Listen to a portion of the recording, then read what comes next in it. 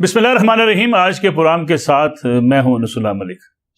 नाज़रीन, आज यौम आशूरा शहादत इमाम हुसैन रज़ी अल्लाह ताला अन्हु का दिन है और आज के दिन हमारी कोशिश ये है कि हम जानें कि फ़लसफ़ा शहादत इमाम हुसैन है क्या, हम तक पैगाम क्या है इस शहादत का। इस्लाम की सबसे बड़ी कुर्बानी, पूरे ख़ानदान की कुर्बानी, हमारे लिए क्या पैगाम इमाम हुसैन रज़ी अल्लाह ताला अन्हु छोड़ कर चलेंगे और क्या आज जो उसके तकाज़े हैं वो पूरे कर पाए हैं।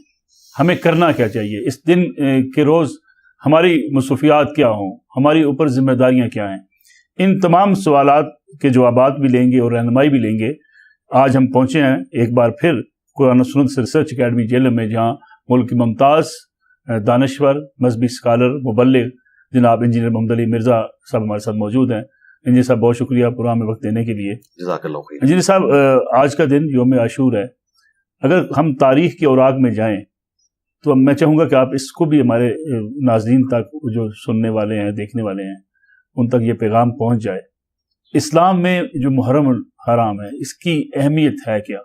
क्या इसे शहादत इमाम हुसैन की वजह से, वाक़या करबला की वजह से अहमियत हासिल है, या इस्लाम में इससे पहले भी मुहर्रम की अहमियत मौजूद थी? ला हौला वला कुव्वता इल्ला बिल्लाह। अल्लाहुम्मा सल्लि अला मुहम्मदिन व अला आलि मुहम्मद। रब्बि इश्रह ली सदरी व यस्सिर ली अमरी वहलुल उक़दतम मिन लिसानी यफ़क़हू क़ौली। मलिक साहब, बहुत बहुत शुक्रिया, आप एकेडमी में आए और यहाँ पे स्टूडियो रिकॉर्डिंग प्रॉपर तरीके से हो जाती है। ऑनलाइन उस तरह की रिकॉर्डिंग भी नहीं होती और फिर बॉडी लैंग्वेज भी हम एक दूसरे की चेक नहीं कर सकते। देखें, मुहर्रमुल हराम जो है, कुरान हकीम में अल्लाह तबारक व तआला ने इसका नाम लिए बगैर जिक्र किया है। सूरह अत-तौबा की आयत नंबर 36 में कि अल्लाह ताला ने जब से जमीन और आसमान को पैदा फरमाया तो साल के 12 महीने हैं। ल्यूनर ईयर्स में भी 12 महीने आते हैं, सोलर ईयर में भी 12 महीने आते हैं। और फिर अल्लाह ताला ने फरमाया उनमें से 4 हुर्मत वाले महीने हैं और इनके अंदर अल्लाह ताला ने जंगो जिदाल करना मना कर दिया है, सवाए इसके कि तुम पे जंग थोप दी जाए फिर तुम लड़ सकते हो। अब वो 4 महीने कौन से हैं, उसकी तफसील हमें बुखारी और मुस्लिम में मिलती है। नबी अलैहिस्सलाम ने 10 ज़ुल्हिज्जा 10 हिजरी के दिन, कुर्बानी वाले दिन, यौमुन नहर का खुतबा दिया। बुखारी मुस्लिम दोनों में आया। उसमें आप अलैहिस्सलाम ने फरमाया कि ज़माना घूम घुमाकर वहीं पर वापस आ गया जहां पर अल्लाह ताला ने इसे पैदा किया था। यानी जो मुशरिकीन अरब जो है हुर्मत के महीनों को आगे पीछे कर देते थे अपनी जगहों को हलाल करने के लिए, वो इतनी दफ़ा उन्होंने आइट्रेशंस परफॉर्म की हैं कि अब दोबारा से सही जगह पे आ गए। साल के 12 महीने हैं, उनमें से 4 हुर्मत वाले हैं। फिर नबी अलैहिस्सलाम ने कहा 3 कंसेक्टिव हैं, ज़िक़ादा, ज़ुल्हिज्जा और मुहर्रम, और चौथा जो है वो रजब का महीना। इसके पीछे हिकमत ये थी कि चूंकि हज के लिए जो महीना मखसूस है वो है ज़ुल्हिज्जा का महीना। लोग हज के लिए जब आते थे तो दूर दराज से आते थे, तो एक महीना इससे पहले भी हुर्मत वाला और एक महीना इसके बाद भी हुर्मत वाला, ताकि हज में रुकावट कोई ना आए, लोग आ सके। इसलिए इसे हुर्मत वाले महीने 3 डिक्लेयर किए गए और उम्रे के लिए रजब का महीना मखसूस कर दिया गया स्पेसिफिकली। उसके अलावा भी हो सकता है लेकिन एक उसको प्रोटोकॉल दिया गया। तो ये 4 हुर्मत वाले महीने, उनमें मुहर्रम सबसे इंपॉर्टेंट है इस हवाले से कि सही मुस्लिम में हदीस है कि रमजान मुबारक के बाद अल्लाह ताला के नजदीक सबसे ज्यादा जो इज्जत वाला महीना और उसके रोजे, वो मुहर्रम का महीना और उसके रोजे हैं। और ये अल्लाह का महीना है, ये भी उसमें अल्फाज इस्तेमाल हुए। मुहर्रम का महीना अल्लाह का महीना और उसके रोजे फर्ज रोजों के बाद सबसे अफजल, और ये हुर्मत वाला महीना रहा। ये कि इसकी अहमियत इस्लाम से पहले थी, तो जाहिर है कि जो टूटी फूटी शरीयत इब्राहीम अलैहिस्सलाम की चल रही थी मुशरिकीन अरब में, उसमें इसकी अहमियत थी। बुखारी मुस्लिम में आता है कि कुरैश मक्का भी 10 मुहर्रम का रोजा रखा करते थे, आशूरा का रोजा। नबी अलैहिस्सलाम ने उसे कंटिन्यू करवाया और जब तक रमजान के महीने के रोजे फर्ज नहीं हुए थे, आशूरा का रोजा रखना मुसलमानों के ऊपर फर्ज था।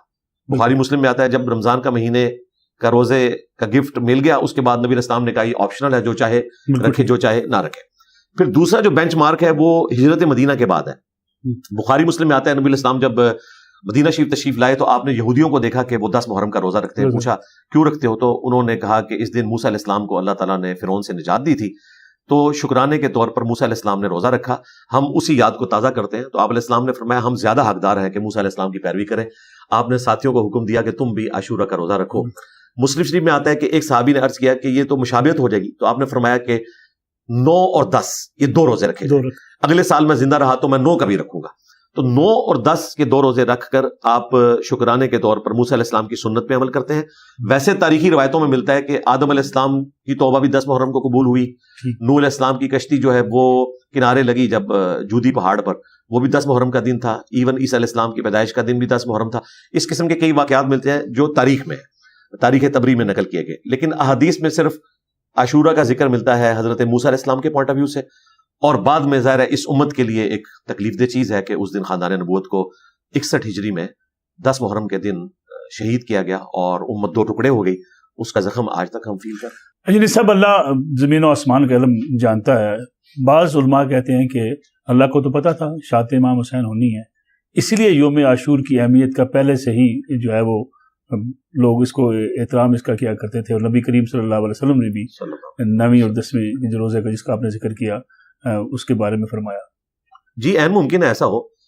کچھ دن اللہ تعالیٰ کی طرف سے مخصوص ہوتے ہیں, ایام اللہ انہیں کہا گیا, جہاں اللہ تعالیٰ کے فیصلے کے بڑے بڑے جو دن ہیں قرآن میں انہیں ایام اللہ کہا گیا.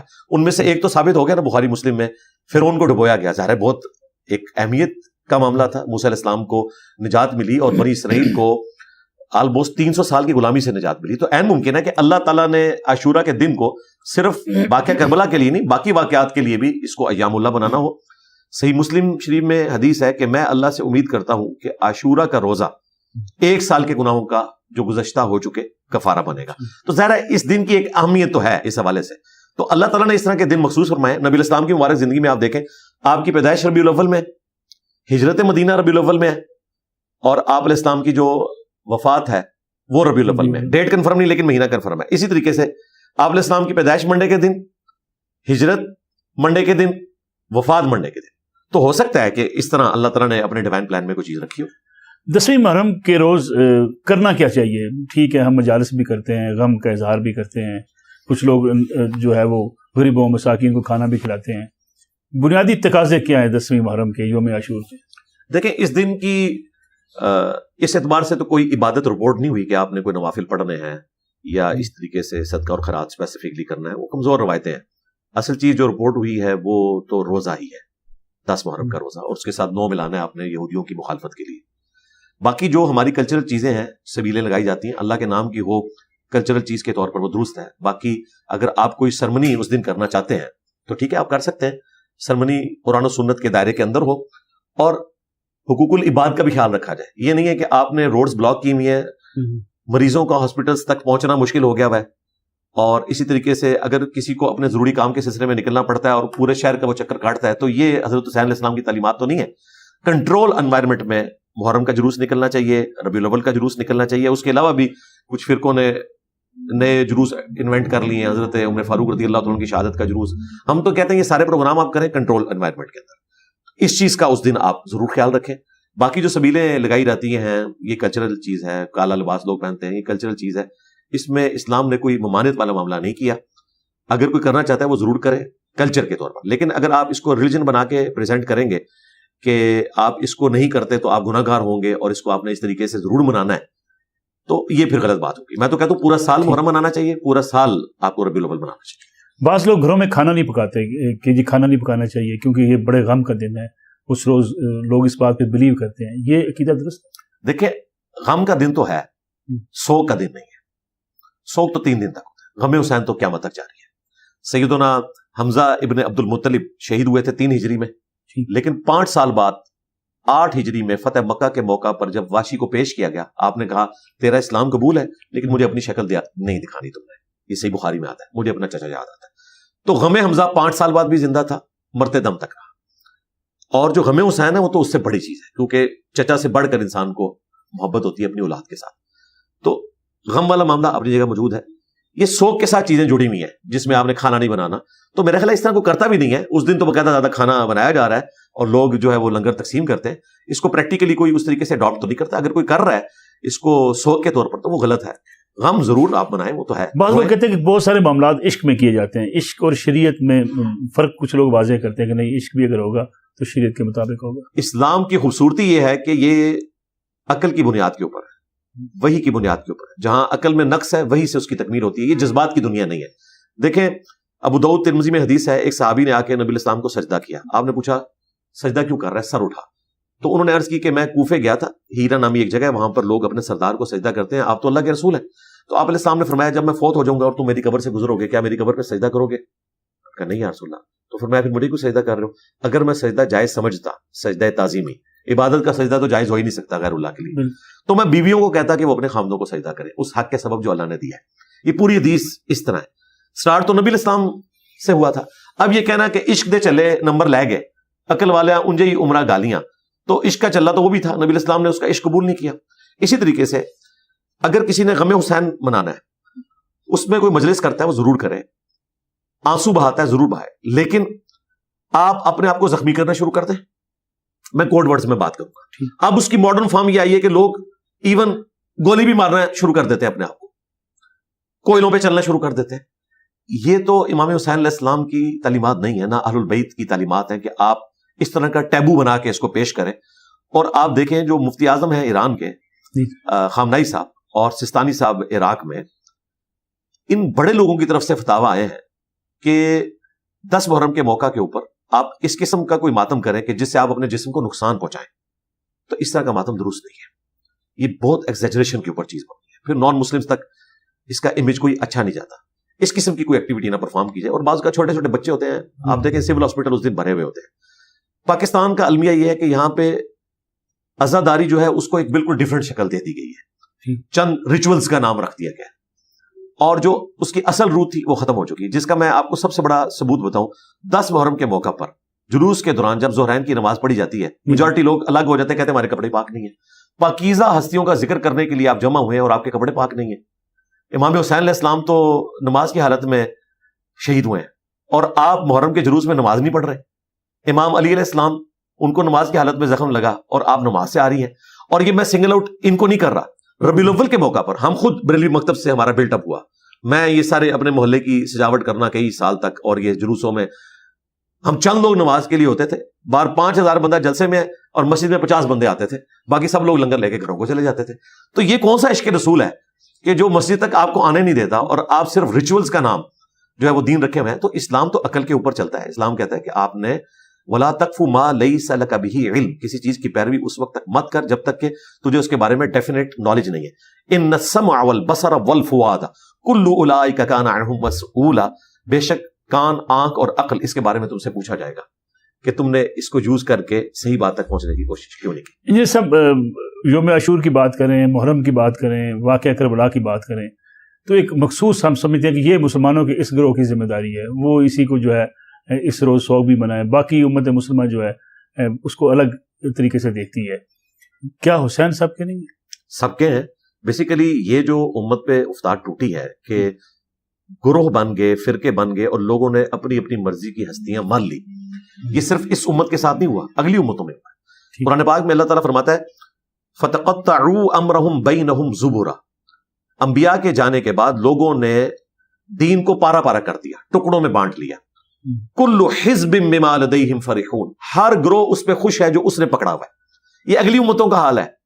اس امت میں بھی وہی چیز ٹرانسفر ہوئی. صحیح مسلم میں حدیث ہے, اللہ کے محبوب صلی اللہ علیہ وآلہ وسلم نے فرمایا کبھی ایسا نہیں ہوا کہ اللہ تعالیٰ کسی کو پیغمبر بنا کر بھیجے مگر یہ کہ اس کے چند ساتھی ہوتے ہیں جو پورے پیشن کے ساتھ اس کی دعوت کو لے کے چلتے ہیں. جب وہ ساتھی دنیا سے رخصت ہو جاتے ہیں نا, پھر ایسے ناخلف لوگ جانشین بن جاتے ہیں کہ جو وہ کام کرنا شروع کر دیتے ہیں جن کا حکم نہیں دیا گیا ہوتا, اور اس چیز کی مخالفت کرنا شروع کر دیتے ہیں جس کا حکم دیا گیا ہوتا ہے. یعنی بالکل الٹ چلتے ہیں. ایسے لوگوں کے ساتھ جو ہاتھ سے قتال کرے, جہاد کرے, وہ مومن ہے. جو زبان سے کرے وہ بھی مومن ہے. جو دل میں برا جانے وہ بھی مومن ہے. لیکن الگ سے حدیث میں ہے کہ یہ جو دل والا معاملہ ہے یہ بالکل کمزور ترین درجہ ہے.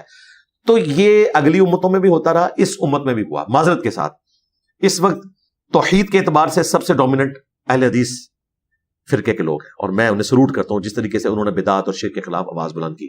لیکن وہ اس کے اوپر خوش ہیں, وہ سمجھتے ہیں کہ بس یہی کافی ہے.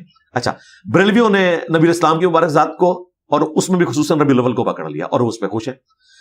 دیوبند نے اپنی ذمہ داری یہ سمجھی کہ ہم نے صرف دفاع صحابہ کرنی ہے, اور صحابہ بھی انہوں نے اپنے مرضی کے چنے ہوئے ہیں. عمار ابن یاسر کے اوپر کوئی کانفرنس نہیں کریں گے, کیونکہ اگر عمار ابن یاسر کے اوپر کانفرنس کرتے ہیں, ویسے تو بتاتے ہیں آپ کو کہ ان کے ماں باپ اسلام کے پہلے شہداء ہیں, عمار ابن یاسر کی شہادت کیوں نہیں ڈسکس کرتے؟ وہ جنگ صفین آ جائے گی, جن لوگوں کے دفاع پہ انہوں نے چندے اکٹھے کرنے ہیں ان لوگوں کا نام بیچ میں آ جائے گا, اس لیے عمار ابن یاسر کے اوپر کانفرنس نہیں کریں گے. البتہ جو باقی کام کر رہے ہیں ہم اپریشیٹ کرتے ہیں, خلفائے راشدین کا آپ دفاع کریں. شیعہ نے اہل بیت کو پکڑ لیا, اب سب نے اپنے اپنے پکڑے ہوئے ہیں اور ایک دوسرے کا ذکر کرنے. میں آپ کو سونگ کے بتا سکتا ہوں کہ اگر کوئی بورڈ لگا ہوا ہے تو یہ کس فرقے کا بورڈ ہے کہ یہ درس ہو رہا ہے. اگر آپ کو درس قرآن لکھا ہوا نظر آئے گا نا تو یقیناً اہل حدیث کا ہوگا. اگر آپ کو درس فقہ نظر آئے گا تو آپ سمجھ لیں کہ یہ بریلوی یا دیوبندیوں کا ہے. اور اگر محبت اہل بیت، اور اب ہماری وجہ سے لوگ صحابہ و اہل بیت کانفرنس کرتے ہیں، حالانکہ صحابہ و اہل بیت کانفرنس نہیں ہونی چاہیے، اہل بیت و صحابہ کانفرنس. اہل بیت پہلے ہے. درود شریف میں اللہم صلی علی محمد و آل محمد ہے، وہ اصحاب محمد جو ہم بعد میں لگاتے ہیں یہ صرف دعا کے طور پر ہے. جو درود ہے وہ تو محمد اور آل محمد کے اوپر ہے. تو اصحاب کا ذکر بعد میں ہونا چاہیے. کیوں؟ اہل بیت جو ہیں وہ اہل بیت بھی ہیں اور صحابہ بھی ہیں، ان کے پاس 2 ڈگری ہیں. تو یہ ملے میں ہم نے. اس پہ میں بس کنکلوڈ کروں گا اس جملے کے اوپر جو میں نے امام شافعی کے شعر کے ساتھ ایڈ کیا تھا. امام شافعی چونکہ امام موسیٰ کاظم کے شاگرد تھے، وہ اہل البیت کے ائمہ میں سے ہیں. امام موسیٰ کاظم بیٹے ہیں امام جعفر کے، امام جعفر بیٹے ہیں امام باقر کے، وہ امام زین العابدین کے اور وہ سیدنا حسین کے. تو لوگ ان پہ شیعت کا الزام لگاتے تھے، حالانکہ ان سے بڑا کوئی سنی امام نہیں ہے. امام ابو حنیفہ صرف فقہ کے امام ہے، حدیث میں وہ ضعیف ہے. امام احمد بن حنبل حدیث میں بہت بڑے امام ہیں، فقہ میں چند ایک جگہ پہ ان کی کنٹریبیوشن ہے، فلسفہ ان کو نہیں آتا تھا. امام شافعی واحد امام ہے جو فقہ میں بھی اہل سنت کا ٹاپ کا امام ہے، فلسفے میں بھی، حدیث میں بھی. ان پہ شیعہ ہونے کا الزام لگا تو انہوں نے دیوان شافعی میں ان کے اشعار چھپے ہوئے، ان کان رفضا حب آل محمد فلیشہد الثقلان انی رافضی. بالفرض اگر اہل بیت کی محبت کا نام، آل محمد کی محبت کا نام رافضی ہونا ہے تو جن و انس گواہ ہو جاؤ میں رافضی ہوں. اس میں نے ایڈ کیا تھا کہ اگر توحید کا نام وہابی اور اہل حدیث ہونا ہے تو میں اہل حدیث ہوں، اگر صحابہ کرام کی عظمت کا بیان کرنا دیوبندی ہونا ہے تو میں دیوبندی ہوں، اور اگر محبت رسول کا نام غلوب کے درجے میں نہ ہو، بریلوی ہونا ہے تو میں بریلوی ہوں. تو مولانا طارق جمیل صاحب نے مجھے فون کیا، مجھے کہتے ہیں مجھے یہ تمہاری بات بڑی پسند آئی، اور دوسری تمہاری وہ بات جو تم نے کہا تھا کہ اگر اہل سنت نے اپنے پلیٹ فارم سے ناسبیوں کا رد کیا ہوتا تو آج شیعہ رافضی نہ بنتے. ہمارے لوگ اس ایکسٹریم پہ گئے، وہ اس ایکسٹریم پہ چلے گئے. یہ بائی پروڈکٹ ہے. ابتدا یہاں سے ہوئی ہے. جب آپ ممبروں سے سیدنا علی پہ سب و شتم کروائیں، صحیح مسلم میں 6229 نمبر حدیث ہے کہ حاکم وقت کہہ رہا ہے کہ تم ممبر پہ آ کر کہو ایک صحابی کو لعن اللہ ابو تراب، ابو تراب پر لعنت، نعوذ باللہ، حضرت علی پہ. تو انہوں نے انکار کیا. انہوں نے کہا ابو تراب تو حضرت علی کا پسندیدہ نام تھا، وہ تو اس سے خوش ہوتے تھے، اور تم تحقیر سے لے رہے ہو. میں کبھی بھی حضرت علی کے اوپر لعنت نہیں کروں گا.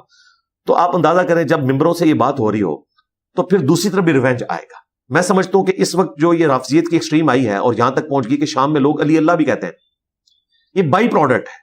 جہاں ناسبیوں نے حضرت حسین کو باغی کہنا شروع کیا، حضرت علی رضی اللہ تعالیٰ عنہ کے مقابلے پر بنو امیہ کی چاکری کرنا شروع کی. یہ تو اللہ بھلا کرے عمر بن عبدالعزیز کا کہ انہوں نے یہ فتنہ ختم کیا. عمر بن عبدالعزیز اسلام کے پہلے مجدد اس لیے کہ انہوں نے خود اپنے خاندان بنو امیہ کا گند صاف کیا، اور ان کے اوپر متفق ہیں. پہلے اور آخری مجدد کے اوپر امت متفق ہے. پہلا مجدد 99 ہجری میں عمر بن عبدالعزیز بنے، اور 101 ہجری میں بنو امیہ نے زہر دے کے ان کو قتل کیا، صرف 38 سال کی عمر میں. میری اس وقت 47 ہے، مجھ سے بھی 9 سال چھوٹے تھے، دنیا سے چلے گئے عمر بن عبدالعزیز، لیکن اثرات دیکھے پوری دنیا پہ چھوڑے. اور آخری مجدد ہوں گے امام مہدی. امام جعفر کہتے ہیں کہ اس امت میں اگر مہدی کے مرتبے میں کوئی شخص پہنچ سکتا ہے تو عمر بن عبدالعزیز ہے. اب کیا بات ہے کہ وہ ہے بنو امیہ کا ہے، ان کا پورا نام ہے عمر بن عبدالعزیز بن مروان بن حکم. نسل کون سی ہے؟ حکم کی، جس کے بارے میں نبی اسلام نے کہا میں نے بنو حکم کے بندر اپنے ممبر پہ دیکھے ہیں. مسند ابی یعلا میں حاکم میں روایت موجود ہے. لیکن اسی نسل میں دیکھیں کتنا بڑا بندہ پیدا ہوا ہے. اس طرح بنو امیہ میں بھی اچھے لوگ پیدا ہوئے ہیں. حضرت عثمان غنی رضی اللہ تعالیٰ عنہ، ہماری ماں سیدہ ام حبیبہ سلام اللہ علیہ. لیکن جن لوگوں نے اہل بیت پہ ظلم کیا، یزید ہو یا اس کے خاندان کے باقی لوگ، ان کے ساتھ ہم وہ محبت کا جذبہ نہیں رکھ سکتے جو حضرت عثمان کے ساتھ، عمر بن عبدالعزیز کے ساتھ یا ام حبیبہ کے ساتھ رکھتے ہیں. جی صاحب، واقعہ کربلا کے جو فلسفہ اس کی طرف جانے سے پہلے ایک بڑا پرسنل سا سوال بھی آپ سے ہے. لوگ کہتے ہیں کہ جن صاحب کی جو ہے نا فرنچائز، وہ اہل حدیثوں کو بھی خوش کر لیتے ہیں، دیوبندیوں کو بھی خوش کر لیتے ہیں، بریلیوں کو بھی خوش کر لیتے ہیں، اہل شیعہ ذات کو بھی خوش کر لیتے ہیں. انہوں نے بالکل بڑا ایک میانہ روی کا اچھا سا سسٹم بنایا ہوا ہے. ہر بندے کی تعریف کی، ہر گروہ کی تعریف کی. ایک امت کی بات ہونی چاہیے اصولی طور. ایسے خوش نصیب انسان سے میری ملاقات کرائیں جو اتنا پازیٹیو سوچتا ہے. دنیا تو ایسے نہیں سوچتی. دنیا اس کے الٹ سوچتی ہے کہ انجینئر صاحب نے اہل حدیث کو بھی نیزے کی نوک پہ رکھا ہوا ہے، شیعہ کو بھی نیزے کی نوک پہ رکھا ہوا ہے، دیوبندیوں کو بھی، کسی کو نہیں چھوڑتے. اس وقت جتنے علماء ہیں نا وہ تو یہ کہتے ہیں انجینئر صاحب کسی کو نہیں چھوڑتے. یہ تو بڑا شریف آدمی آپ کو ملا ہے جو کہتے ہیں، اور میں خوش ہوں کہ ایسا ہی ہے. جس کی پازیٹیو چیز ہے میں اس کی تعریف کرتا ہوں، اور جن کی نیگیٹو چیزیں ہیں وہ میں ہائی لائٹ کرتا ہوں. اس کے بعد اینڈ رزلٹ کیا ہے؟ ان کا اینڈ رزلٹ یہ ہوتا ہے کہ یہ سارے کافر ہیں، ہم جنتی ہیں. اور میرا اینڈ رزلٹ یہ ہے کہ بھائی یہ سارے جنتی ہیں، سارے مسلمان ہیں. آپ اختلاف کرو، موقع دو. طارق جمیل صاحب کہتے ہیں کسی کا چھیڑو نہ، اپنا چھوڑو نہ. میں نے کہا نہ، اس طرح اتحاد امت نہیں ہونی. پہلے اپنا چھوڑو، باقیوں کا بھی چھیڑ کے دیکھو، کسی کے پاس حق ہو سکتا ہے. میرا جو ڈاکٹرن والا معاملہ وہ بالکل اس کے الٹ ہے کہ سب کو چھیڑ کے دیکھو ان کے پاس حق موجود ہوگا.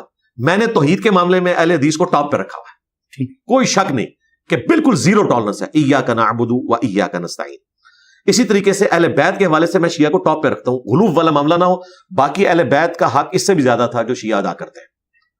اسی طریقے سے عظمت صحابہ کے حوالے سے دیوبندیوں کی جو خدمات ہیں, جو ان کی ایکسٹرا جوڈیشل ایکٹیویٹیز پرفارم کرنے والی تنظیمیں ہیں دہشت گرد, ان کو چھوڑ کے جو انہوں نے صحابہ کرام کے حوالے سے کوشش کی ہے, میں ان کو سلوٹ کرتا ہوں. اسی طریقے سے نبی الاسلام کی ہستی تو سب سے ٹاپ پہ ہے. بریلویوں نے جو نبی الاسلام کی شخصیت کے حوالے سے ربیع الاول اور یہ ساری چیزوں کو ہائی لائٹ کیا, میں انہیں سلوٹ پیش کرتا ہوں. لیکن اپنی مرضی کی ہستیاں پکڑ کے دوسروں کو نگیٹ کرنا اور کہنا کہ شیعہ اہل بیت کو لے کے چلیں, ہم صحابہ کو لے کے چلیں, یہ تو پھر دو نمبری ہے. دین تو ٹوٹیلٹی کا نام ہے. بلکہ دیکھیں, میری ویڈیوز کی ہیٹ کی وجہ سے مفتی طارق مسعود صاحب نے ویڈیو میں آ کے کہا کہ ہم اہل بیت کو بھی مانتے ہیں اور صحابہ کو بھی مانتے ہیں, اور اہل بیت کو پہلے مانتے ہیں. حالانکہ دیوبندی یہ نہیں کہتے تھے, وہ تو صحابہ کی رٹ لگاتے تھے. تو اللہ کا شکر ہے یہ ہیٹ وہاں تک پہنچی ہے. طارق جمیل صاحب وہ کہتے ہیں, میں ایک دن بیٹھ کے سوچ رہا تھا کہ ہم ابو بکر کو صدیق کہتے ہیں, عمر کو فاروق کہتے ہیں, عثمان کو غنی کہتے ہیں, تو علی کو ہمیں مولا کہنا چاہیے. حدیث ہے من کنت مولہ فہذا علی مولا. اس کے بعد پتہ کیا ہوا, ایک دہشت گرد تنظیم نے فون پہ انہیں قتل کی دھمکی دی, اور یہ بات مجھے خود بتائی مولانا طارق جمیل صاحب نے. تو پھر مجھے موقع مل گیا, فل ٹاس ملی, میں نے چھکا مارا پلانٹ ارتھ سے باہر. میں نے کہا آپ نے چند مہینے پہلے مجھے کہا تھا کہ انجینئر اپنی زبان تھوڑی سی نرم کرو تو یہ لوگ بات سنیں گے. میں نے کہا آپ نے کوئی سخت بات کی تھی, آپ نے صرف حدیث بیان کی, جامع ترمذی کی, مسند احمد کی, تو آپ کو قتل کی دھمکیاں ملی ہیں. تو ہونا تو چاہیے تھا. وہ کہتے ہیں جی مولانا بڑی اچھی بات ہے, یہ قابو ہی میرے آئے ہیں. میرا جو اگریسو سٹائل ہے نا, حضرت عمر سے نرم ہے. حضرت عمر تو تلوار نکالتے تھے, میں زبان کی نوک نکالتا ہوں.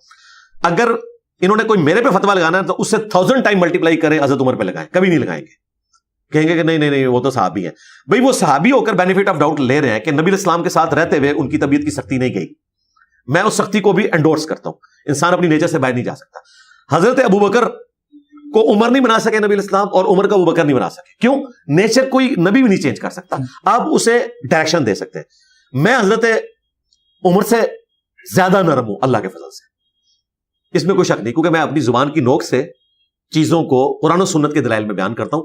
اور اسی وجہ سے آپ دیکھتے ہیں کہ ہمارے جو مخاطبین ہیں ان کے پاس پوائنٹ ہی صرف یہ ہوتا ہے. آپ یہ نہ سمجھیں کہ یہ پوائنٹ مجھے وہ اصلاح کے لیے بتا رہے ہوتے ہیں. وہ کہتے ہیں انجینئر صاحب اتنے پیشن سے بیان نہ کریں, ہماری پبلک ہمیں چھوڑ کے چلی گئی ہے, آپ میٹھی میٹھی بات کریں تو کو ایگزسٹ کریں. ہم کو ایگزسٹ کر رہے ہیں, ہم نمازیں آپ کے پیچھے پڑھتے ہیں, چندے آپ کو دیتے ہیں, ہم نے کوئی چندہ بک نہیں بنائی ہے, لیکن آپ ایک دوسرے کو کافر کہتے ہیں, میں آپ کو مسلمان سمجھتا ہوں. آپ اس حدیث کو مستند نہیں سمجھتے کہ میرے بعد اگر کوئی نبی ہوتا تو عمر ہوتا؟ بالکل جامع ترمذی کی حدیث ہے, بالکل مستند حدیث ہے, لیکن اس سے زیادہ مستند حدیث بخاری مسلم میں جو یہ بیان نہیں کرتے. وہ حدیث ہے, نبی اسلام نے فرمایا علی کی میرے ساتھ وہی نسبت ہے جو ہارون کی موسیٰ کے ساتھ, مگر میرے بعد کوئی نبی نہیں. یہ حدیث تو بخاری مسلم میں تھی. ترمذی والی حدیث تو انہوں نے بچے کو رٹا دی, اور جو سب سے افضل کتابیں تھی بخاری اور مسلم, اس کی حدیث نہیں بتائی. اس میں تو آگے الفاظ ہے میرے بعد کوئی نبی نہیں. مراد کیا, میرے بعد اگر کوئی نبی ہوتا تو علی ہوتا. یہ حدیث ختم نبوت پہ بھی پہرا دیتی ہے. میں قادیانیوں سے بھی کہتا ہوں کہ دیکھو یہ حدیث بتا رہی ہے کہ نبی الاسلام کہہ رہے ہیں کہ اس امت میں سب سے افضل ترین بندہ, جس طرح کہ موسیٰ علیہ السلام کے لیے ان کے بھائی تھے ہارون اور وہ پیغمبر تھے, اس لیول کا بندہ میرے ساتھ ہے علی. اگر امتی نبی کوئی ٹائٹل ہوتا تو حضرت علی کو ملتا. تو غلام احمد قادیانی کہاں سے امتی نبی ہو گیا اگر علی نہیں ہے امتی نبی؟ دوسرا, نبی صلی اللہ علیہ وآلہ وسلم نے یہ کلیریفائی کر دیا کہ علی بھی نبی نہیں ہے. یعنی نبی کو چھوڑ کے ہر فضیلت ان کے ساتھ منسوب کرو.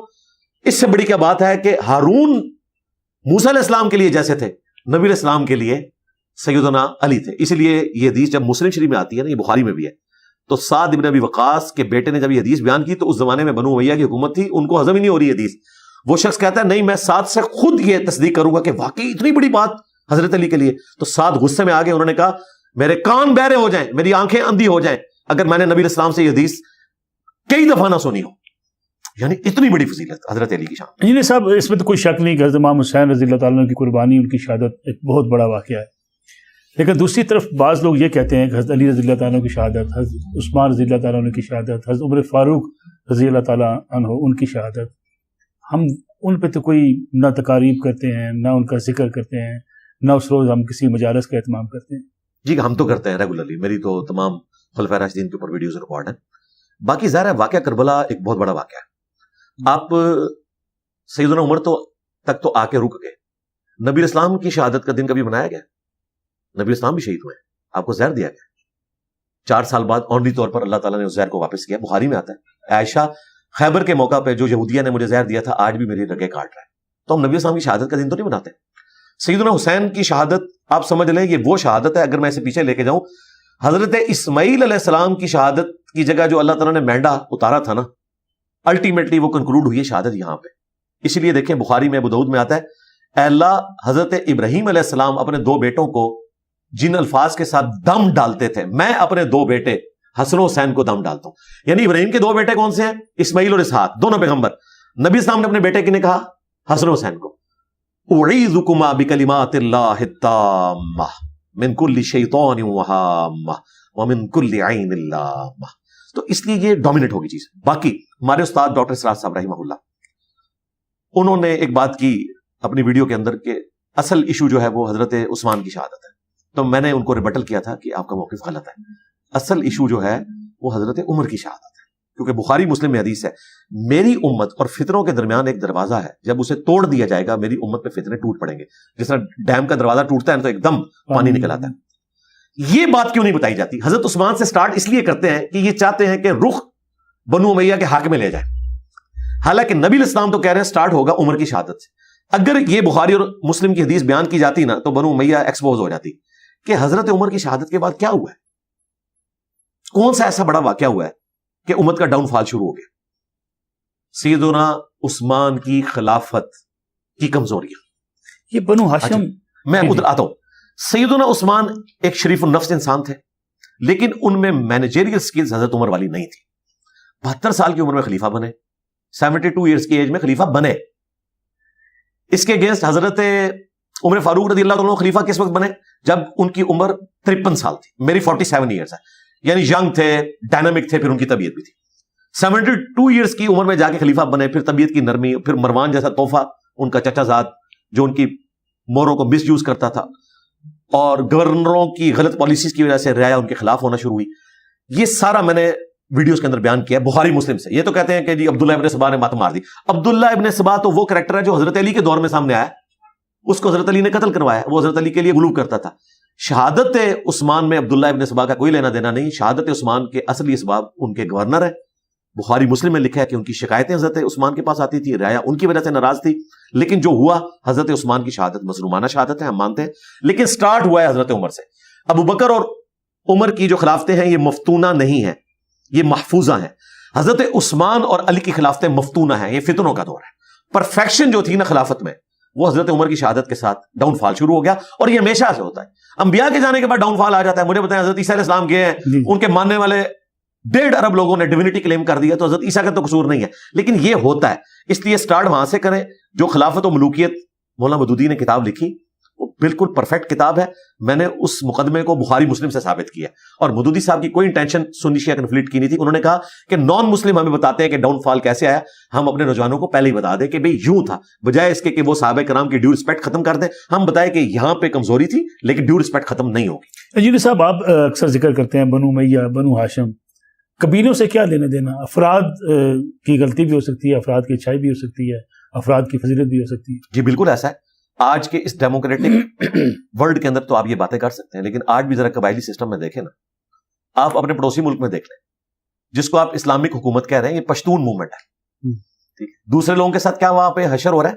اہل حدیث کے ساتھ کیا ہو رہا ہے؟ ایک پشتون موومنٹ، دوسرا دیوبندی فرقے کی حکومت. اچھا، قبائلی سسٹم جہاں پہ ہوتا ہے بھائی وہاں پہ یہ امپورٹنس ہوتی ہے. اس کی وجہ یہ ہے کہ نبی الاسلام کی بعثت سے پہلے 2 خاندان عرب میں ڈومیننٹ تھے مکے کے پوائنٹ آف ویو سے. بنو ہاشم کے پاس تولیت تھی حرم مکہ کی، اور جو کاروبار تھا اسے بنو امیہ دیکھتی تھی. تو دونوں آپ سمجھ لیں، جس طرح آج بھی آل سعود ہے، آل شیخ ہے. حرم جو ہے وہ آل شیخ محمد بن عبد الوہاب صاحب ان کی اولاد کے پاس ہے، اور آل سعود جو ہے وہ حکومت کو دیکھتے ہیں. اللہ تعالیٰ نے بنو ہاشم کو چن لیا. ان کو ایسی ڈومیننٹ چیز ملی کہ بنو امیہ کو وہ چیز اس وقت ہضم نہیں ہوئی. ظاہر ہے کہ جب پیغمبر آ گیا تو پھر ان کی چودراہٹ تو ختم ہوگی. الٹیمیٹلی آپ دیکھیں صرف پہلی جنگ میں ابو جہل نے لیڈ کیا نا، باقی ساری جنگیں ابو سفیان نے لیڈ کی ہیں جو بنو امیہ کے سردار تھے. وہ تو فتح مکہ پہ انہوں نے اسلام قبول کیا نا، ساری جنگیں تو انہوں نے لیڈ کی ہیں. تو ایک یہ ٹسل خاندانی تھی، لیکن اللہ تعالیٰ نے بنو ہاشم کو فضیلت دے دی. اسلام کی وجہ سے وقتی طور پہ وہ چیز دب گئی. لیکن نبی الاسلام کی رحلت کے بعد جب بنو تیم میں سے حضرت ابوبکر صدیق کو خلیفہ چنا گیا تو پیر میر علی شاہ صاحب نے خود اس روایت کو نقل کیا ہے، تسویہ ما بین سنی و شیعہ. میں ان کا حوالہ اس لیے پیش کر رہا ہوں کہ ان کے خلاف بریلوی دیوبندی اہل حدیث بولتے نہیں ہیں، بہت بڑی پرسنالٹی ہے. انہوں نے بھی نقل کیا کہ حضرت علی کے پاس ابو سفیان آئے رضی اللہ تعالیٰ عنہ، کہا کہ ایک کمزور قبیلے کے اور نچلے درجے کے قبیلے کے بندے کو خلیفہ چن لیا گیا، میں مدینے کو پیادوں سے اور سواروں سے بھار دیتا ہوں، بنو ہاشم کا حق ہے، آپ آگے آئیں. بیسیکلی وہ چاہ رہے تھے کہ ہمارے پاس یہ چیزیں واپس آ جائیں. اسلام نے تو چیز ختم کی. اچھا، حضرت علی نے کہا ابو سفیان جب تو کافر تھا اس وقت بھی اسلام کے ساتھ دشمنی کی، اب تو اسلام میں آ کے بھی دشمنی کر رہا ہے، میں اس سسٹم کا حصہ نہیں کروں گا. پھر دیکھیں حضرت ابوبکر عمر عثمان کی خلافت کے ساتھ حضرت علی چلے. جب حضرت علی کی خلافت کی باری آئی تو جنگ جمل صفین نہروان ہوگی. بنو ہاشم کے پاس جب وہ خلافت آئی، حضرت علی ہاشمی ہوتے ہوئے بنو امیہ کے ایک خلیفہ کے ساتھ تو چلے، لیکن بنو امیہ حضرت علی کے ساتھ نہیں چلے. تو یہ ہوا. آج آپ اس کو فیل نہیں کر سکتے، اس لیے آپ دیکھیں سب لوگوں نے یزید کی بیعت کی، بنو ہاشم نے بیعت نہیں کی کیونکہ حضرت حسین نے بیعت نہیں کی تھی. تو اس زمانے میں حضرت حسین کا اکیلے بیعت نہ کرنا، آپ یہ نہ سمجھے ایک بندہ ہے، پورا قبیلہ ہے. تو قبائلی سسٹم میں ان چیزوں کی امپورٹنس ہوتی ہے. اسی طریقے سے آپ دیکھیں بنو تمیم، یہ وہ لوگ تھے جنہوں نے نبی اسلام کو تکلیفیں بھی دی. ذوالخویسرہ التمیمی گستاخ رسول، جس نے کہا کہ محمد اللہ سے ڈر اور انصاف کر. لیکن دوسری طرف بخاری مسلم میں آتا ہے بنو تمیم میری امت میں دجال پہ سب سے زیادہ سخت ہوں گے. بنو تمیم کے اندر اسلام دشمن بھی آئے، اسلام کے حامی بھی. پرشین امپائر کے خلاف جنگ قادسیہ میں ہاتھی بنو تمیم نے گرائے. اتنے جنگجو تھے، اسلام بعد میں قبول کیا ہے لیکن ہاتھی گرائے انہوں نے، اتنے وہ جنگجو لوگ تھے. تو ان کے اندر یہ خوبی موجود تھی. تو قبائلی سسٹم تھا. حضرت سعد ابن ابی وقاص نے کہا بنو تمیم کو بلاؤ، وہ گرائیں گے ان کو، کیونکہ ہر ایک قبیلے کی اپنی امپورٹنس تھی. اسی طریقے سے بنو ہاشم، ان کو پوری دنیا میں دیکھا جاتا تھا. آپ دیکھیں بخاری مسلم میں آتا ہے کہ انصار مدینہ نے کہا کہ ایک خلیفہ ہم میں سے ہوگا، ایک مہاجر میں سے. تو حضرت ابوبکر صدیق نے کیا کہا تھا کہ قریش کے علاوہ کسی اور کی سرداری عرب کے لوگ قبول نہیں کریں گے، کیونکہ ہمیں تولیت کی وجہ سے کعبے کی ڈومیننٹ سمجھا جاتا ہے. اس بات کے اوپر جو ہے وہ قریش میں سے خلیفہ چنا گیا. تو یہ قبائلی سسٹم اس وقت تھا، یہ مانے یہ آج کا مبارک دور ہے کہ یہ قبائلی سسٹم ختم. لیکن اس قبائلی سسٹم کے باوجود آپ نے خود فرمایا کہ حضرت علی رضی اللہ تعالیٰ عنہ نے بنو ہاشم یا بنو امیہ کی کوئی تفریق نہیں رکھی. نہیں کی، بالکل نہیں کی. پھر آج ہم کیوں کرتے ہیں؟ جی وہ تفریق اس لیے کہ پریکٹیکلی تفریق ہوئی نا. یہ تو حضرت علی کا بڑا پن تھا نا. میں اس کو تھوڑا ایکسپلور کرتا ہوں. دیکھیں بخاری مسلم میں آتا ہے کہ رضائی بھائی تھا حضرت عثمان کا، ولید بن عقبہ. اور پتہ کس کا بیٹا تھا؟ جس نے حضور کے گردن کے اوپر اوجڑی رکھی تھی. بخاری مسلم میں آتا ہے عقبہ بن ابی معیط کا بیٹا تھا. فتح مکہ پہ اس نے ایز اے لاسٹ ریزارٹ اسلام قبول کر لیا، کیونکہ دھمکی تھی یا تو اسلام قبول کرو یا عرب کی سرزمین چھوڑ جاؤ، ادروائز قتل کیے جاؤ گے، عذاب استیصال آئے گا. اسلام قبول کر لیا. یعنی ہمارے بھائی جو منصور علی خان ہے ان کی زبان میں لونڈا لپاڑا تھا، نوخیز لڑکا اس زمانے کا. اس کو پکڑ کے سب سے مین سٹی کا گورنر لگا دیا، کوفے کا. کوفہ مرکزی شہر حضرت عمر نے آباد کیا تھا تاکہ رومن اور پرشین امپائر تو گر گئی تھی، رومن امپائر کچھ جزیہ دیتی تھی، باقی بچی، اس کو کنٹرول کرے سینٹرل پوائنٹ سے. جس طرح ہمارے لیے واہ کینٹ ہے نا فوجی چھاونی، اس طرح کوفہ فوجی چھاونی تھی حضرت عمر کی. اس لیے حضرت علی نے دارالخلافہ بھی وہاں پہ شفٹ کر دیا تھا. اس جگہ پہ ایک لڑکے کو لگایا. اس نے مسلم شریف میں آتا ہے شراب پی کے فجر کی نماز پڑھائی، 4 رکعتیں پڑھا دی. سلام پھیرا تو لوگوں نے کہا نماز انہوں نے غلط پڑھائی. اس نے کہا کم پڑھائیے تو اور پڑھا دیتا ہوں. لوگوں نے کہا 4 پڑھائیے، کہہ رہے کم پڑھائی ہیں، فجر کی تو 2 ہوتی ہیں. ایک صحابی اٹھے، قریب گئے تو اس کے منہ سے بدبو آ رہی تھی شراب کی. تو انہوں نے حضرت عثمان کو خط لکھا کہ یہ آپ نے جو تحفہ مسلط کیا اپنے پاس رکھیں، ہمیں آپ کا گورنر قبول نہیں ہے. یہاں سے حضرت عثمان کی پھر مینجمنٹ کمزور ہوئی، انہوں نے اس کو معزول کر کے خود ہی رعایا نے اور ابو موسیٰ اشعری کو لگا دیا. اب یہ جب یہاں پہ آئے، بخاری مسلم دونوں میں واقعہ ہے، مسلم میں تفصیل کے ساتھ ہے، جب حضرت عثمان کے پاس یہ پیش ہوا ان کا رضائی بھائی، تو حضرت عثمان نے کہا لوگ چیمہ گوئیاں کہہ رہے ہیں کہ میرا بھائی ہے تو میں اسے سزا نہیں دوں گا، میں سزا دوں گا. تو انہوں نے حضرت علی سے کہا، وہ چیف جسٹس تھے، کہ آپ نے اسے کوڑے لگوائیں شراب پینے کے اوپر. تو حضرت علی نے اپنے بیٹے حسن بن علی سے کہا. آج بعض لوگ، ہمارے غامدی صاحب بھی بڑے بھولے سے بن کے کہتے ہیں کہ حضرت حسن بڑے عظیم سیاستدان تھے اور وہ اپنی مطلب کی صلح حسن لیتے ہیں اور وہ بھی صحیح طریقے سے بیان نہیں کرتے. تو غامدی صاحب میں آپ کے لیے بیان کر رہا ہوں، حضرت حسن کو بہت پہلے پتا تھا کہ بنو امیہ کیا ہے. حضرت حسین کو تو بعد میں پتا چلا ہے. حضرت حسن کو کہتے ہیں صلح پسند، حسین کو کہتے ہیں جنگجو. حضرت حسن کو ان کی ساری شرارتیں پتہ تھی. حضرت حسن کو جب کہا نا حضرت علی نے کہ اٹھو کوڑے لگاؤ حضرت عثمان کے بھائی کو، حضرت حسن نے پتا کیا کہا؟ انہوں نے کہا جو ان کی میٹھی کھاتا ہے وہی کڑوی چکھے. ان کو گورنر لگاتا ہے تو آج بنو ہاشم کے ایک بندے سے کوڑے لگوا رہا ہے تاکہ بنو ہاشم اور بنو امیہ کی ٹسل ہو. حضرت علی کا حکم ماننے سے انہوں نے ادب کے دائرے میں انکار کر دیا اور حضرت عثمان کو کیا سنائی کہ جو ان کی میٹھی کھاتا ہے نا کڑوی بھی چکھے. یہ مسلم شریف ہے، مولانا شریف نہیں ہے. میں نے اپنے ریسرچ پیپر کربلا والے میں ڈالی ہوئی ہے ساری حدیثیں 200. تو پھر حضرت علی نے سمجھ لیا کہ حسن جو ہے اس کی بات میں وزن ہے. پھر انہوں نے عبداللہ بن جعفر سے کہا کہ تم کوڑے لگاؤ. 40 हुए कोड़े, तो कहा बस रोक दो। हजरत उमर जो है वो 80 लगवाते थे, क्योंकि उस जमाने में ज्यादा शराब नोशी हो गई थी, बुखारी मुस्लिम में आता है। तो उन्होंने कहा, नबी अलैहिस्सलाम 40 लगवा देते थे, तो मैं दोनों को पसंद करता हूं, 40 पे रोक दो। वैसे मैं कहता हूं 80 लगवाने चाहिए थे, लेकिन हजरत अली ने वहां भी ख्याल किया कि ये बनु हाशिम और बनु उमैया वो मसला ना हो जाए। लेकिन हजरत हसन ने अपना प्रोटेस्ट रिकॉर्ड किया, आज भी मुस्लिम शरीफ में मौजूद है, कि जो मीठी खाता है वो कड़वी चखे। यानी ये इतना स्ट्रांग मामला था कबाइली सिस्टम का कि उस वक्त ये चीजें थीं, इसको आप इग्नोर नहीं कर सकते। मैं आपको इस पोस्टमार्टम करके बता रहा हूं, मैं नहीं कह रहा कि ये चीजें होनी चाहिए। मेरे नजदीक तो करबला भी नहीं होनी चाहिए थी, मेरे नजदीक तो जंग सिफीन भी नहीं होनी चाहिए थी, लेकिन प्रैक्टिकली मैं उस दुनिया का बाशिंदा हूं जहां ये सारे फितने आए हैं, तो मैं तो आपको सोल्यूशन दूंगा। मेरे नजदीक तो बांग्लादेश 1947 में बनना चाहिए था, बाद में नहीं बनना चाहिए था, ताकि हमारे दरमियान नफरतें ना आती। लेकिन ये सब ये पोस्टमार्टम करते हुए हम हद अदब जो है वो मलूज़ खातर नहीं होनी चाहिए साहबा कराम। हम सबको रज़ी अल्लाह तआला अन्हु कह रहे हैं, जाहिर है हम अदब तो कर रहे हैं, लेकिन जब कुरान में अल्लाह ताला ने आदम अलैहिस्सलाम की गलती बयान की, तो क्या बयान किया? हमने इसलिए बयान की ताकि ए औलाद आदम, जिस तरह शैतान ने तुम्हारे माँ बाप को वर्गलाया, तुम्हें ना वर्गलाए। मुझे बताएं, क्या हजरत उस्मान गनी रज़ी अल्लाह तआला अन्हु हो, या हजरत मुआविया रज़ी अल्लाह तआला अन्हु हो, या हजरत मुगीरा इब्न शुबा रज़ी अल्लाह तआला अन्हु हो, या हजरत अमर बिन आस रज़ी अल्लाह तआला अन्हु का मर्तबा हजरत आदम से ज्यादा है? हम हजरत आदम अलैहिस्सलाम की रिस्पेक्ट भी करते हैं, कुरान में 7 दफा उनकी गलती रिपोर्ट हुई, बयान होते हैं, उसके बाद इबरत हासिल करते हैं कि औलाद आदम अगर गलती हो जाए तो आदमी बनना। आदम ने तौबा की थी तो हम आदमी हैं, तौबा करेंगे। शैतान ने तौबा की बजाय जस्टिफिकेशन पेश की थी, शैतान नहीं बनना। तो इससे इबरत हासिल की जाती है, तारीख में इन वाकयात से सबक हासिल किया जाता है। मुझे बताएं, यूसुफ अलैहिस्सलाम के जो भाई थे वो डबल साहबी हैं। आप तो सिंगल साहबी की बात कर रहे हैं ना, वो डबल साहबी हैं। उनका भाई भी नबी है, उनका बाप याकूब भी नबी है, लेकिन कुरान में अल्लाह ताला ने उनकी बुराई का जिक्र किया। आज तक बरादरान यूसुफ मिसाल दी जाती है, वो काफिर नहीं थे, पैगंबर की औलाद थे, डबल साहबी। लेकिन उसका मतलब ये नहीं होता कि हम उनकी गलती को जिक्र करके उन पे को लानते भेज रहे हैं। हम कहते हैं उन्होंने हजरत यूसुफ अलैहिस्सलाम के साथ गलत किया, और देखो यूसुफ अलैहिस्सलाम ने उनको माफ किया। जब माफ कर दिए तो आज की डेट में बनी इसराइल को हम कहते हैं वअन्नी फद्दलतुकुम अलल आलमीन, जहान वालों पर फजीलत दी थी।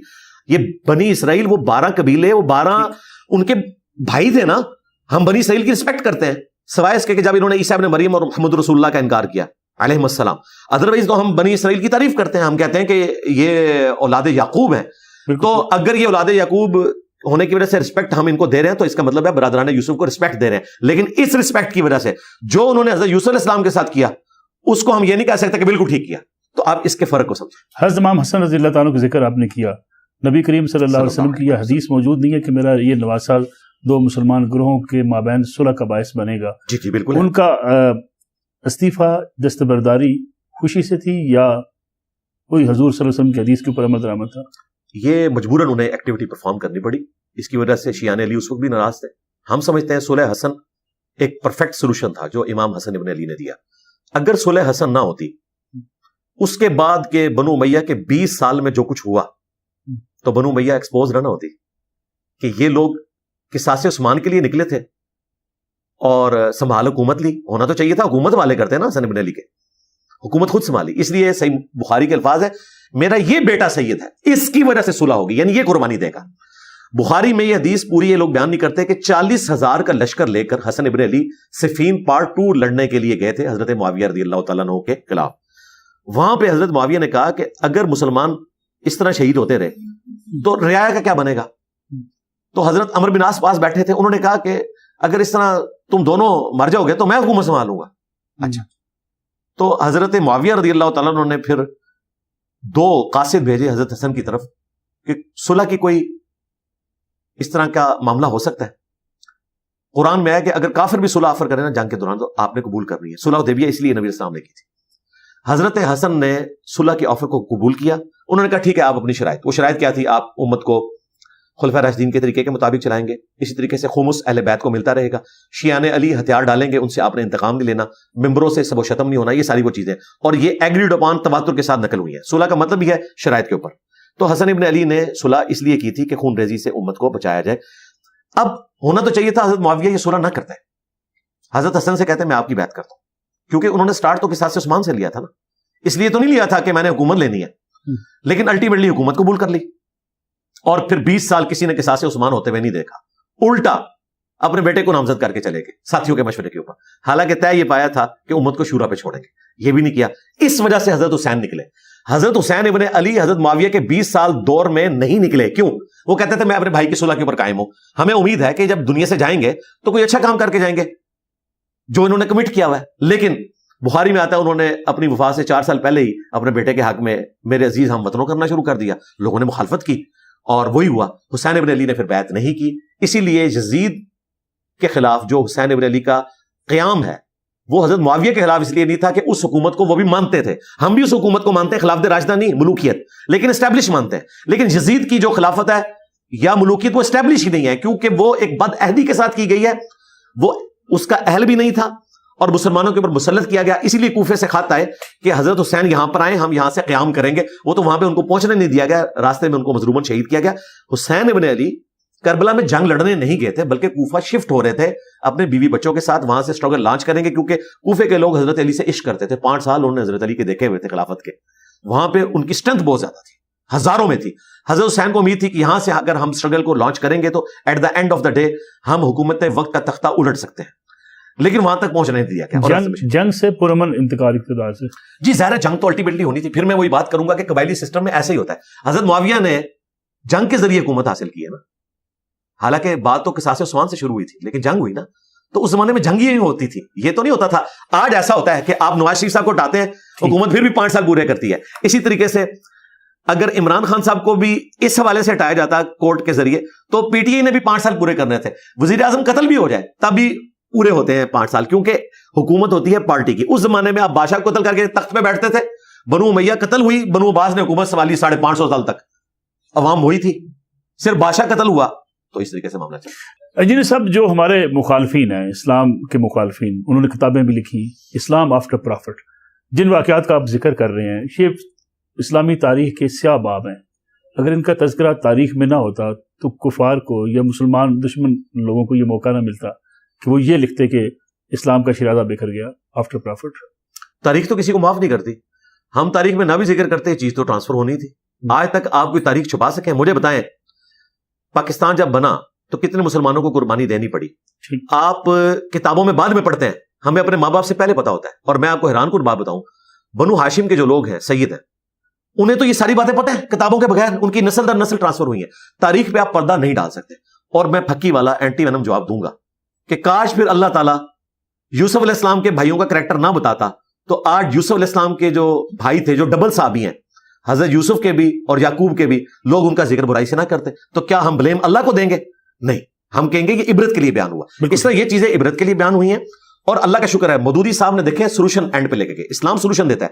دیکھیں اسلام یہ نہیں کہتا کہ آپ سیکس کو دبا دیں اور آپ اپنے آپ کو نامرد کر لیں. اسلام کہتا ہے نکاح کا راستہ اختیار کرو, یہی کہتا ہے. اچھا, ڈائریکشن دیتا ہے. اس طرح آپ نے ڈائریکشن دینی ہے. مودودی صاحب نے خلافت و ملوکیت کا جو مقدمہ لکھا صرف 1 پیج کا ہے, اور ایک جملہ اس کا اتنا قیمتی ہے, صرف 1 پیج پہ. انہوں نے کہا کہ اس سے پہلے کہ ہماری نوجوان نسل کو کافر یہ بتائیں کہ ٹوٹی کمند کہاں, ہم خود اپنے نوجوانوں کو ایجوکیٹ کریں گے. بالکل. ایک سمجھدار جو ماں باپ ہیں ان کا کام ہے کہ اپنی اولاد کو سیکس کے حوالے سے خود ایجوکیٹ کریں, بجائے اس کے کہ وہ ادھر ادھر سے چیزیں سیکھیں. اسی طریقے سے علماء دین کا کام ہے کہ امت کو اس حوالے سے ایجوکیٹ کریں. اور میں یہ کریڈٹ مولانا مودودی کو دیتا ہوں کہ محدثین نے جو ساری ایفرٹ کی تھی اس کو ایک جگہ مینیجبل فارم میں انہوں نے جمع کیا, اس کو 4 چاند لگائے ہمارے استاد مولانا اسحاق صاحب نے, اور ہم نے جس طریقے سے اسے پریزنٹ کیا ہے احادیث کی روشنی میں, تو انشاءاللہ تعالیٰ سنی شیعہ دراڑ اس کی وجہ سے ختم ہوئی ہے. میں اس میں صرف آخری بات کروں گا, مجھے بتائیں اگر امام مہدی شیعہ ہوئے تو سنی ان کو مانیں گے, اور اگر وہ سنی ہوئے تو کیا شیعہ ان کو مانیں گے؟ اس کا مطلب یہ ہے کہ سنی شیعہ دراڑ فل ہو چکی ہوگی امام مہدی کے آنے سے پہلے. ان سب جو کہ پروگرام کا وقت بالکل ختم ہونے والا ہے, ہمیں وائنڈ اپ بھی کرنا ہے, لیکن آخری چیز میں آپ سے جاننا چاہوں گا. تفسیرات بہت تفصیل سے بات ہو سکتی ہے, لیکن اگین وہی وقت آڑے آ جاتا ہے. یہ جو ہمارے ہاں اکثر کہا جاتا ہے, اور خاص طور پہ نبی کریم صلی اللہ علیہ وسلم کے آخری خطبے کا ذکر کیا جاتا ہے, بعض لوگ کہتے ہیں کہ حضور صلی اللہ علیہ وسلم نے فرمایا کہ یہ میری کتاب اور یہ اللہ کی کتاب اور یہ میری سنت ہے. کچھ علماء کہتے ہیں فرمایا نہیں, یہ میری کتاب اور یہ اہل بیت کا راستہ ہے. دونوں میں سے صحیح بات کون سی؟ جو سب سے مضبوط بات ہے وہ تو حدیث ثقلین جو ہے قرآن اور اہل بیت کے بارے میں. قرآن اور سنت والی جو روایت ہے وہ ضرب تقسیمیں لگا کے حسن درجے تک پہنچتی ہے. ہمارے استاد 20 سال تک اسے ضعیف کہتے رہے, شیخ زبیر علی ضعیف صاحب رحمہ اللہ. الموطا امام مالک میں یہ قرآن و سنت والی روایت ہے, اور اس کی سند ہی پوری نہیں ہے, وہ منقطع روایت ہے. اس کی سند ہے المستدرک للحاکم میں, اور حاکم ہماری ان 6 کتابوں میں نہیں آتی, دور کی ایک کتاب ہے. 6 کتابوں میں بخاری کے بعد دوسرے نمبر پہ مسلم ہے, اور بعض کے نزدیک مسلم پہلے نمبر پہ ہے, بخاری دوسرے نمبر پہ ہے. میرے نزدیک بعض معاملات میں مسلم شریف بخاری سے بہتر ہے, اور بعض معاملات میں بخاری شریف مسلم شریف سے بہتر ہے. بہرحال چونکہ امام بخاری امام مسلم کے استاد ہیں, اس لیے ہم ترتیب میں پہلے بخاری کا ذکر کرتے ہیں پھر مسلم کا. مسلم شریف میں یہ 4 حدیثیں قرآن و اہل بیت, یہ نہیں بتائی جاتی.